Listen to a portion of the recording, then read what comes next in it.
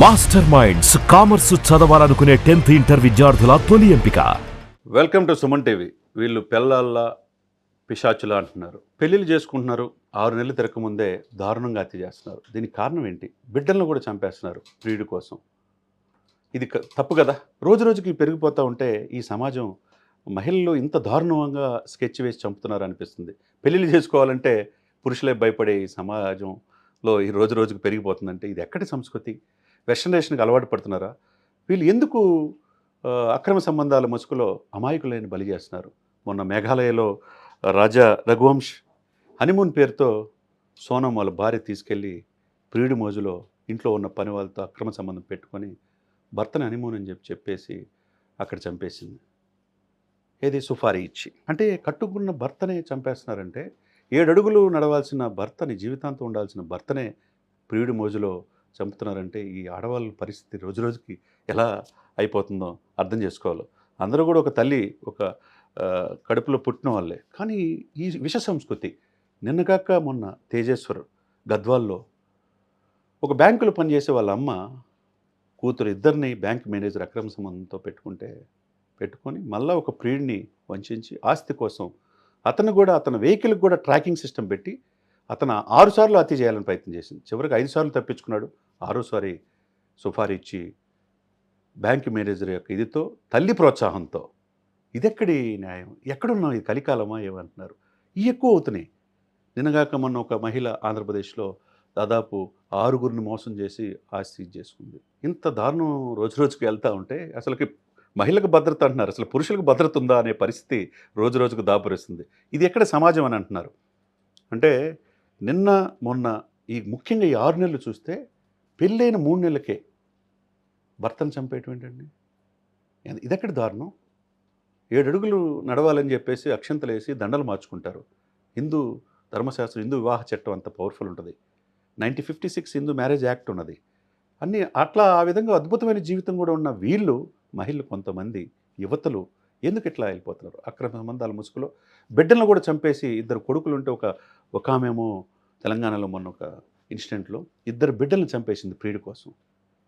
చంపేసి ప్రియుడితో పారిపోయే పరిస్థితి. అంటే వీళ్ళు ఎక్కడైనా సుఖమైన జీవితం గడుపుతున్నారంటే జైలు ఓచలు లెక్క పెడుతున్నారు. ఇది కరెక్ట్ కాదు కదా. మరి వీళ్ళని సైక్రాటిస్టులు మార్చాలా? వీళ్ళ తల్లిదండ్రులు మార్చాలంటే తల్లిళ్ళే ప్రోత్సహిస్తుంటే ఇదెక్కడ సమాజం? ఒకవేళ రోజు రోజుకి పబ్ కల్చర్ ఎక్కువైపోతుంది. ఆడవాళ్ళు మగవాళ్ళతో సమానంగా మద్యం సాయించడం, డ్రగ్స్లో వీళ్ళే బయటపడుతున్నారు, గంజాయి సేవించడం వీళ్ళే భయపడతాం. ఇవన్నీ కూడా చూస్తూ ఉంటే మహిళా జాతి కూడా, హక్కుల కోసం పోరాడే మహిళా సంఘాల వాళ్ళు కూడా వీళ్ళని అవేర్నెస్ తీసుకురావాలా, వీళ్ళ మోటివేషన్ తీసుకురావాల్సిన బాధ్యత వాళ్ళు ఉంది. హక్కుల కోసం పోరాడేటప్పుడు బాధ్యతలు కూడా తెలియాలి. మగవాళ్ళు కూడా పురుషులే, వాళ్ళు కూడా సమాజంలో మహిళ ఎలా అయితే లీడ్ చేస్తుందో కుటుంబంలో, పురుషుడు కూడా అదే విధంగా లీడ్ చేస్తాడు. వేరు కాదు. మరి అటువంటప్పుడు ఆధిక్య సమాజం అని చెప్పే ఈ మహిళా సంఘం వాళ్ళు ఏం చేస్తున్నారు? రోజు రోజుకి ఈ విష సంస్కృతికి ఇలా పోతూ ఉంటే రేపు నెక్స్ట్ జనరేషన్ మనం ఏమిస్తాం? ఇది కరెక్ట్ కాదు కదా. నేను ఇందాక అన్నట్టుగా వీళ్ళు పెళ్ళాళ్ళ పిశాచులా అనే విధంగా రోజు రోజుకి పరిణిస్తున్న ఈ యొక్క దారుణమైన సంస్కృతి మనది కాదు. మన దేశ సంస్కృతి, మన దేశ సంప్రదాయాలు, మన దేశ వివాహ వ్యవస్థను నచ్చి ఇతర దేశాలలో వచ్చి ఇక్కడ పెళ్ళిళ్ళు చేసుకుంటున్న ఈ దేశంలో ఈ విష సంస్కృతి ఎక్కడికి పోతుంది? ఎందుకు ఇలా మారుతున్నారు?